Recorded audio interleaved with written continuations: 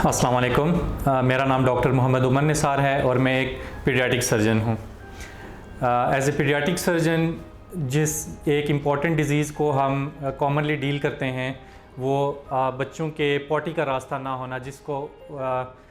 Scientific language में anorectal malformation या imperforate NS भी कहते हैं। पीडियाट्रिक सर्जन नॉर्मली इस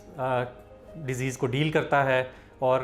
इस डिज़ीज़ में जो सबसे मोस्ट कॉमन चीज़ है कि जैसे ही बच्चा पैदा होता है उसका डॉक्टर्स, अगर तो वो हॉस्पिटल में पैदा हुआ है, डॉक्टर उसका फ़िज़िकल एग्जामिनेशन करते हैं तो उसके दौरान उनको पता चल जाता है कि जी बच्चे का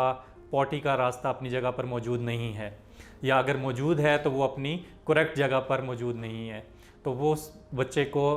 रेफ़र कर दिया जाता है पीडियाट्रिक सर्जन की तरफ। लेकिन बहुत सारे बच्चे ऐसे होते हैं जो कि घरों में पैदा होते हैं या जिनको कोई बर्थ अटेंडेंट्स उनको देख रहे होते हैं, लैक ऑफ नॉलेज की वजह से ये बीमारियां मिस हो जाती हैं, तो इनमें कॉम्प्लिकेशंस के, पेचीदगी के चांसेस बढ़ जाते हैं। और जैसे ही बच्चा पैदा होगा, अगर उसको फीड स्टार्ट कर दिया जाए और उसके पॉटी का रास्ता अपनी जगह पर ना हो, मौजूद ना हो, तो बच्चे का पेट फूलना शुरू कर जाता है और इसकी पेचीदगियाँ भी हो सकती हैं। पैदाशी तौर पे पॉटी का रास्ता ना होना ये एक बहुत ही एनोरेक्टल मेलफॉर्मेशंस एक ब्रॉड स्पेक्ट्रम डिज़ीज़ है जिसमें मुख्तलिफ वैराइटीज़ होती हैं। बाज़ औक़ात पॉटी का रास्ता मुकम्मल तौर पर बना ही नहीं होता, उसको वो बाहर की तरफ नहीं खुल रहा होता। बाज़ औक़ात पॉटी का रास्ता बना तो होता है लेकिन वो अपनी नॉर्मल जगह पे नहीं बना होता, जिस जगह पर उसको मौजूद होना चाहिए वहाँ पर नहीं बना होता, बल्कि उससे एक डिफरेंट जगह पर आगे की तरफ मौजूद होता है। और बाज़ औक़ात जो आंत होती है, रेक्टम या कोलॉन, इसका कनेक्शन जो है वो मसाने के साथ या पेशाब की नाली के साथ भी होता है। तो इस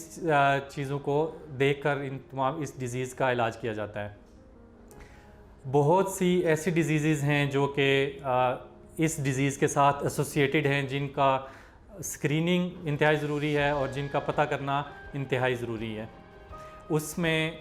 जो बहुत इम्पॉर्टेंट इसके साथ एसोसिएशन है या जो एसोसिएटेड डिज़ीज़ है, उसमें पैदाशी तौर पे बच्चों के दिल के मसाइल, दिल में बीमारियां, दिल की बीमारियां इसमें बहुत कॉमन होती हैं। इसी तरह मोरों के अंदर डिफेक्ट का होना, गुर्दे और मसाने की बहुत सारी बीमारियां इसके साथ, और खुराक की नाली के पैदाशी मसाइल, खुराक की नाली का प्रॉपर ना बना होना या उसका खुराक की नाली का सांस की नाली के साथ कनेक्शन होना, ये ऐसी तमाम बीमारियां हैं जो कि इन बच्चों में जिनमें पॉटी का रास्ता नहीं बना होता, आम बच्चों की निस्बत बहुत ज़्यादा कॉमन होती हैं और इनकी स्क्रीनिंग भी बहुत ज़्यादा ज़रूरी है। और इसका जो इलाज है एनोरेक्टल मेलफॉर्मेशन का, वो डिपेंड करता है कि इसकी कौन सी वैरायटी है और उसके अकॉर्डिंगली इसका इलाज किया जाता है। बाज़ बच्चों में पैदाइशी तौर पे जो पॉटी का रास्ता है वो अपनी नॉर्मल जगह पर नहीं होता लेकिन बाहर की तरफ खुल रहा होता है, तो उन केसेस के अंदर सिंगल एक ऑपरेशन के ज़रिए अगर बर वक्त तशख़ीस हो जाती है तो एक ऑपरेशन के ज़रिए भी इसका इलाज हो सकता है, जिसमें पॉटी के रास्ते को अपनी नॉर्मल पोजीशन पे दोबारा रिकन्स्ट्रक्ट किया जाता है। लेकिन अगर पॉटी का रास्ता या जो बड़ी आंत है वो नीचे अपनी जगह पर नहीं पहुंच रही और बहुत ऊंची है, तो उसमें फिर स्टेज्ड प्रोसीजर्स होते हैं। उसमें मुख्तलिफ 2 या 3 ऑपरेशन या उससे ज़्यादा ऑपरेशन की बाज़ औक़ात ज़रूरत पड़ सकती है। तो अगर आपके बच्चे में या आपके जानने वाले किसी भी बच्चे में इस किस्म की बीमारी है, पैदाशी तौर पे पॉटी का रास्ता नहीं बना हुआ या उसके ऑपरेशन के मतलब कोई भी मसाइल हैं, तो आप अपने पीडियाट्रिक सर्जन को दिखा सकते हैं। और मुझे भी smart medical and diagnostic centre, smart specialist clinic G8 मरकज़ में Monday to Saturday 7 to 9 PM इन दिए गए नंबरों पर रब्ता करके अपॉइंटमेंट बुक करा के मुझे फ़िज़िकली भी दिखा सकते हैं। Thank you.